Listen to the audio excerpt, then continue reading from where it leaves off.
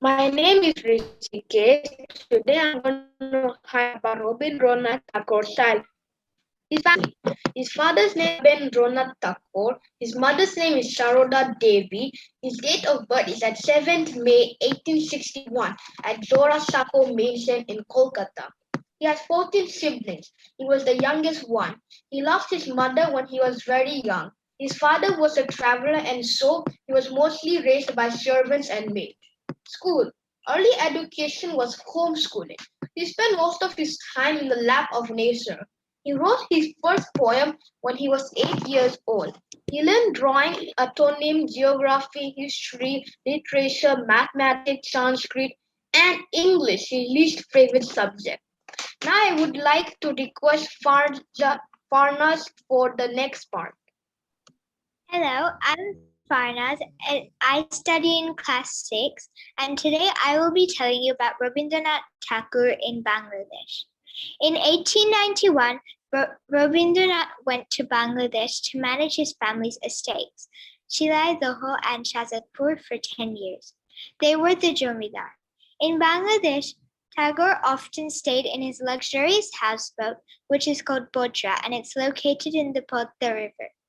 Throughout this time, Tagore came to love Bengali countryside, especially the Padma River, which was mentioned in most of his poems that he has written. During these years, he published some of his most famous creations, like Nirchore Shopno Pongo, Manushi, Shorai Tori, and some parts of Golpagucho. Rabindranath was kind and generous. He collected only a small amount of tax, which was called khajna, from villagers, unlike other jomidars. As a result, the villagers used to love him and often gave him chira and doi in return for his love and affection.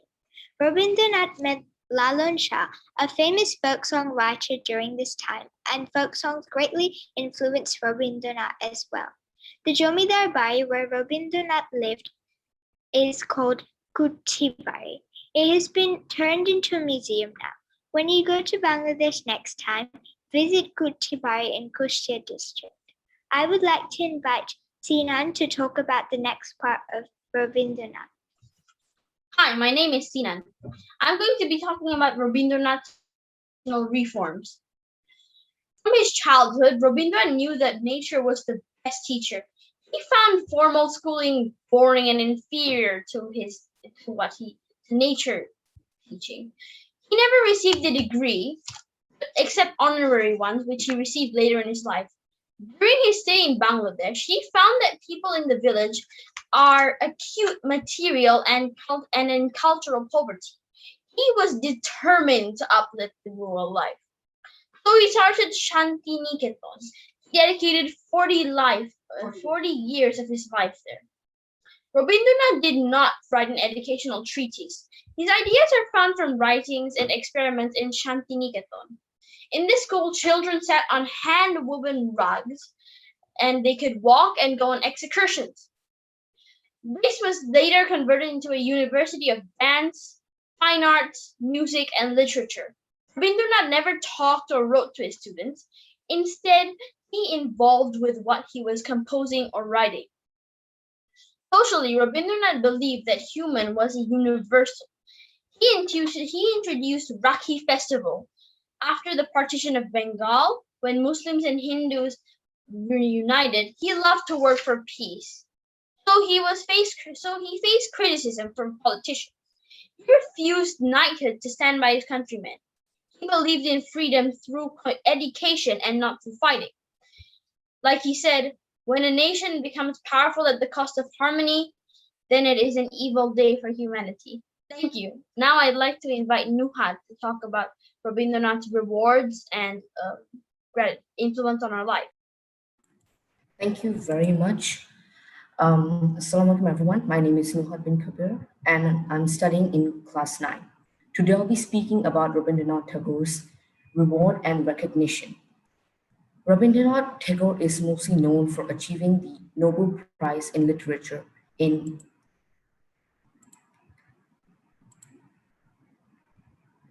1913 for his most famous collection, Gitanjali, which contained a collection of poems. Tagore is also rewarded as the first Bengal to be to be awarded the Nobel Prize. Furthermore, Tagore was bestowed a knighthood award honor in 1950, but he relinquished it in 1990 in the protest of Jallianwala Bagh massacre. These are the two most significant prizes Tagore had earned. Rabindranath Tagore is symbol of our pride. He has taken our literature to such an extent that nobody was able to, both inside the country and across the world. That is how he has established himself as a role model and a benevolent influence on us. Thank you very much, everyone. So that was the whole journey of Rabindranath Tagore. Now I'd like to call upon Zara to talk about another legendary poet, Qazi Nazrul Islam. Hi, I'm Zara, and today I'm going to talk about Qazi Nazrul Islam, a national poet. Nicknamed as Duku Mia, Qazi Nazrul Islam was born on May 24, 1899. His birthplace was in Churulia, Paschim Bardhaman district. His mother's name was Zahira Khatun. His father's name was Qazi Fakir Ahmad, who worked as an imam. Nazrul received his basic education from a maktab and then attended a madrasa. Nazrul lost his father when he was 10 years old. To support his family, young Nazrul started working as the new caretaker of the mosque. He also worked as the muazzin at the mosque. Nazrul then joined his uncle's traveling theatrical group. With this opportunity, he learned to act. He also started to write songs and poetry for the play, which soon exposed him to Sanskrit and Bengali literature, along with sacred Hindu texts. He also started making interesting folk plays for this group. Nazrul left this group in 1910 to attend Shersol Raj High School. He then was influenced by a teacher named Nibaran Chandra Ghatak. Nazrul then enrolled at Matran High English School, where he studied under poet Kumudrajan Malik, who was also the headmaster. Unfortunately, he could not pay for his education, so he ended up joining a group for folk artists called Kavivals. He took various part-time jobs and soon joined Darirampur School. He studied Sanskrit, Bengali, Persian, Arabic literature, and Hindustani classical music. That's all for his childhood. Now, the next part, I pass it on to Ananya. Hello, I am Ananya Poddar, and I'm going to highlight about Nazrul's struggle to establish as a literature and his married life too.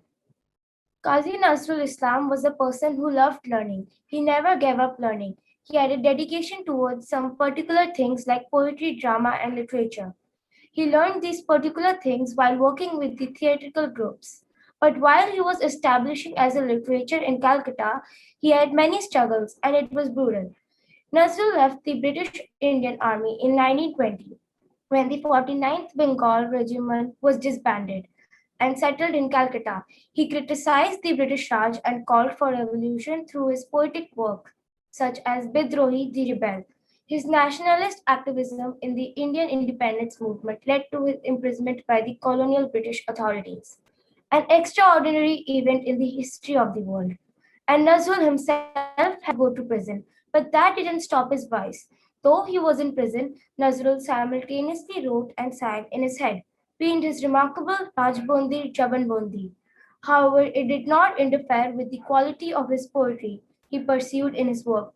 After he came back from prison on 18 June 1921, at his first wedding, there was a problem. While staying with Khan Sahib in Daulatpur, Nazrul experienced some ill treatment from both Khan Sahib and Nargis, which wounded his feelings deeply.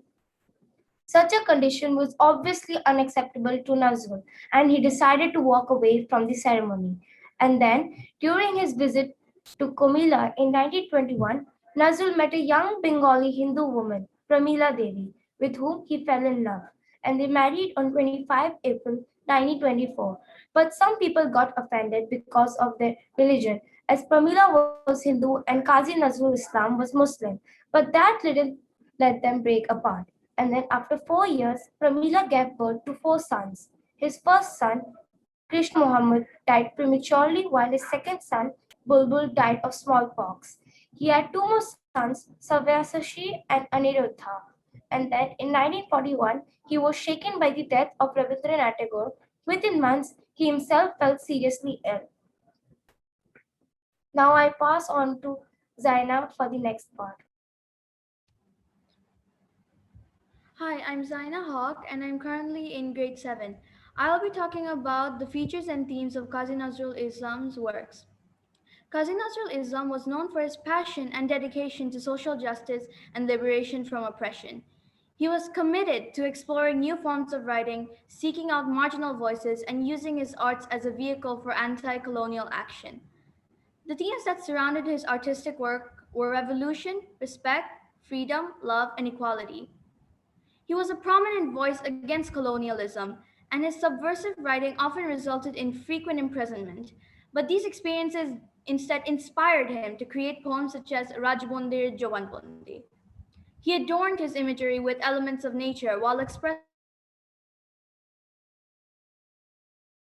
Drohi helps emphasize his passion and dedication to liberate from oppression and colonial rule. Nazrul used his writing to spread messages of hope, rebellion, and freedom. His works also portrayed the people defying colonial rule and working together to free the nation. An example of his persistent defiance is in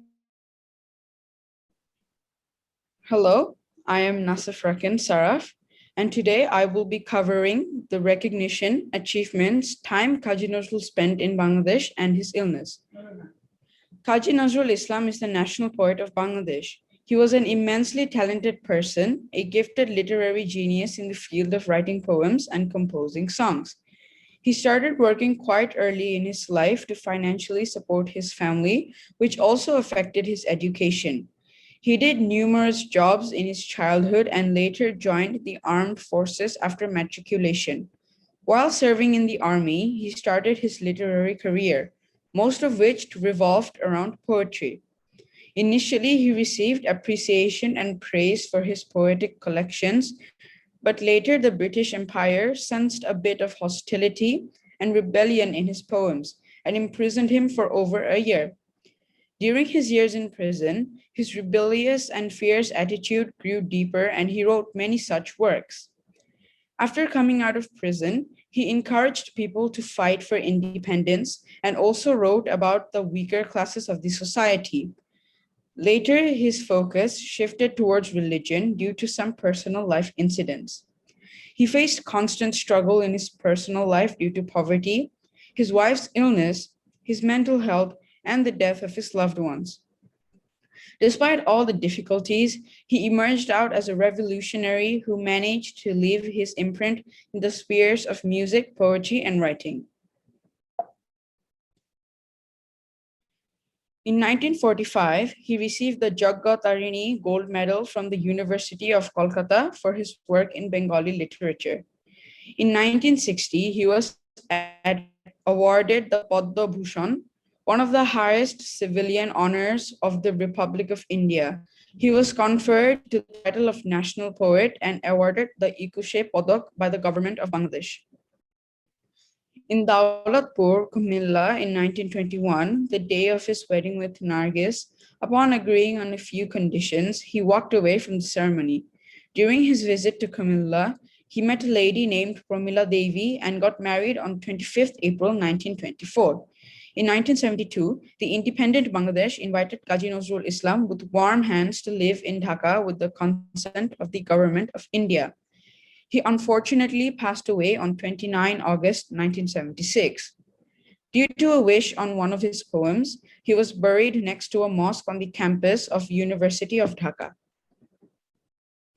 He fell ill in 1941 and slowly began to lose his speech and his memory. He received treatment under homeopathy as well as Ayurveda.